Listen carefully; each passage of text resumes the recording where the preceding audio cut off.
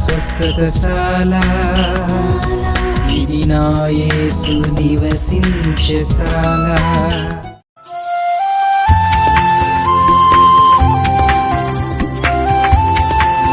వందనాలు.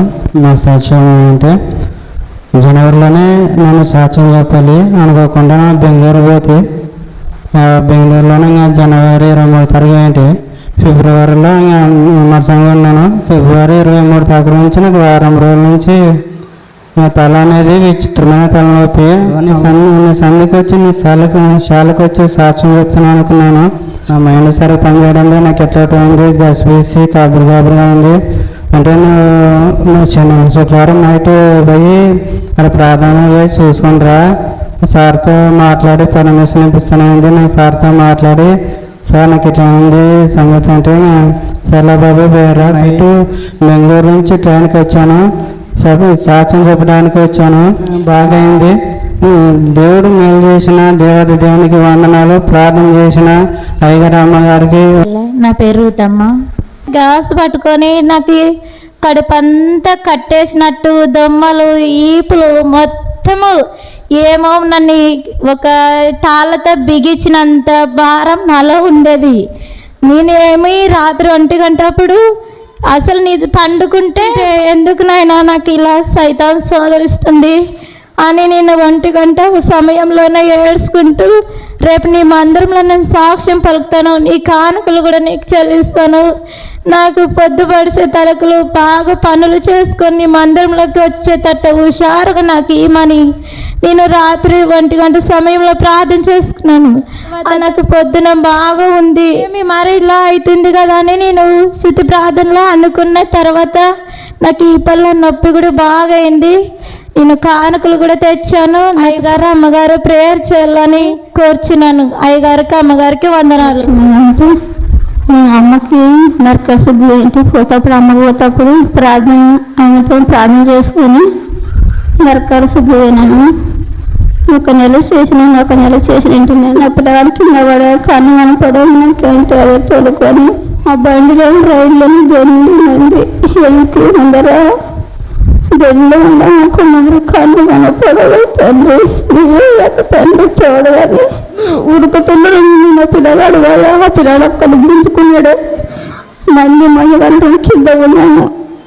నా పిల్లగాడు ఉరుకుతుంటే ఒక్క అయిపోయి పట్టుకున్నాడు. అమ్మ నువ్వు చచ్చిపోతావు, ఎందుకు అట్లా పోతున్నావు అమ్మ, నువ్వు అట్లా పోయేదానిపై నువ్వు ఆపినాడు.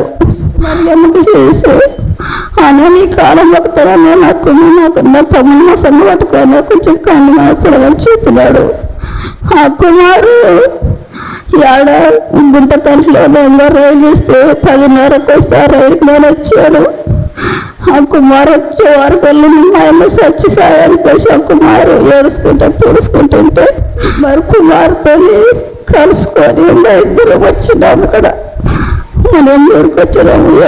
అమ్మకి ఫోన్ చేశాను, ఇట్లా ఉందని చెప్పినాను. అమ్మ కూడా ప్రార్థన చేస్తాను ఏం కాదనింది. మా ఊరు మిట్టి సమాప్తరాను. నా పేరు శిరోమణి. నా సాక్ష్యం ఏమంటే గుండెలోన సులుక్కుమని 2 సార్లు అనింది. అంటే ఎందుకు దేవుడు అన్నకి ఇంత పెడుతున్నావు అనుకోసని ప్రార్థన మొక్కల మీద ప్రార్థన చేసుకున్న తర్వాత నాకు తగ్గింది. నేను సాక్ష్యం చెప్తానని అనుకున్నాను. ఇది నా సాక్ష్యం. పెళ్ళి. నా పేరు అను. నాకు ప్రెగ్నెంట్ ఇప్పుడు 4 నెలలు. నిన్న స్కానింగ్ అంటే నార్మల్ రిపోర్ట్లు వస్తే సాక్ష్యం చెప్తాను అనుకున్నాను. అగలాపురము. నా పేరు సువర్ణ. ఇక్కడ మా ఇంట్లో పరిస్థితి బాగలేక పిల్లలకి జ్వరం వచ్చి ఒకరి మేసి తగురబడుతుండ్రు. ఇట్లే ఆలోచన చేసి ఇంట్లో ఒకటే ఎదురులున్నామని అప్పుడు మంగళవారం రోజు అమ్మగారి వద్దకు వచ్చినాను. అమ్మగారి వద్దకు వచ్చి అమ్మ పరిస్థితి ఇట్లుంది, పిల్లలకి ఒక పాపకు నెత్తి నొప్పి అంటది, తలనొప్పి అంటది, ఒక పిల్లోనికి టైఫాయిడ్ జ్వరం వచ్చి 3,000 డబ్బులు పెట్టుకున్నాను. ఆ పాపకు చూపించినాను, ఇక్కడ చూపించినాను. ఇంట్లో శాంతి సమాధానం లేదమ్మా, అప్పులతోటే ఎగుతాము అందుకసి బాధపడి చెప్పినాను. ఇంక దేవుడు ఇప్పుడు మాకు స్వస్థత ఇచ్చాడు. అప్పులతో కానీ బాధపడుతున్నాం అనుకున్నాను. పొదుపులు డబ్బులు వచ్చి 50,000 అప్పు కట్టుకున్నాను. ఎంతో బాగుంది. ఇప్పుడు ఇంట్లో కానీ శాంతి సమాధానం ఉంది. అయ్యగారికి అమ్మగారికి ఇక్కడ వచ్చిన వారికి వందనాలు. అయ్యగారికి నా యొక్క వందనాలు. ఇక్కడికి వచ్చిన వారందరికీ నా యొక్క వందనాలు. నా పేరు సునీత, మా ఊరు గుడికే. నా కుమారుడికి కడుపులో గడ్డలు తీరు ఉండే, అవి తగ్గితే సాక్ష్యం చెప్తానానికేంటి, దేవుని చిత్తానుసారంగా తగ్గి బాగున్నాడు, ఆరోగ్యం అంతా బాగుంది. ఇదే నా సాక్ష్యం. దేవునికి స్తోత్రం. దేవునికి మహిమ కలుగును గాక. నన్ను క్షమించమని దేవుని అడుగుతున్నాను. నేను లేట్ అయ్యి వచ్చినాను. పరిస్థితి బట్టి మా పాపని కోసికిచ్చినాము. ఆ పాప పరిస్థితి చాలా బాగలేకుండా ఉన్నది. నాకు చాలా బాధ అయింది.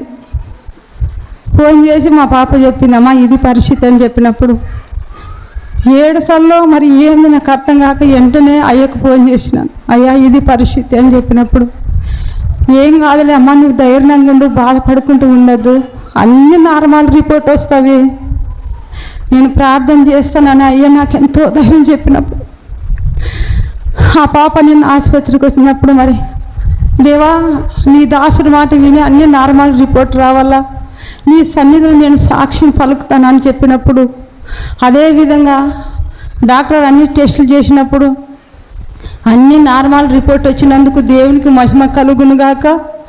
ప్రార్థించిన అయ్యకి అమ్మకి వందనాలు చెల్లించుకుంటున్నాను.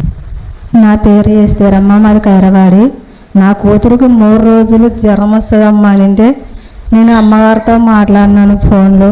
అమ్మ నా కూతురికి మంట అంటుంది, నా కూతురు గురించి ప్రార్థన చేయమ్మా అన్నగానే వెంటనే ప్రార్థన చేసింది అమ్మయ్య. ప్రార్థన చేసిన వెంటనే పొద్దున్నే లేచి తిరుగులాడింది. నేను సాక్ష్యం చెప్తాను దేవా అనుకున్నాను. ఈ సన్నిధిలో వచ్చి నేను సాక్ష్యం చెప్తాను, నా కూతురికి బాగైతే అని అనుకున్నాను. అమ్మ చేసిన ప్రార్థన మేలులు నా తండ్రి దేవుడు స్వస్థత కలిగించాడు. ఇంకొక సాక్షి, నా కొడుకు చెల్లు పడగొట్టుకొని పోయింటే తీసుకున్నారు. నేను అమ్మగారితో ప్రార్థన చేర్చుకుని అమ్మ నా కుమారుడు చెల్లు పోగొట్టుకున్నాడు, నా చెల్లు గురించి ప్రార్థన చేయమ్మా అన్న కానీ వెంటనే ప్రార్థన చేసింది. వాళ్ళు వెంటనే తెచ్చిచ్చారు మాకు. దేవుడు మేలు చేశాడు. దేవునికి వందనాలు. ఇక్కడ వచ్చిన వారికి అందరికీ వందనాలు. అమ్మగారికి అయ్యగారికి వందనాలు.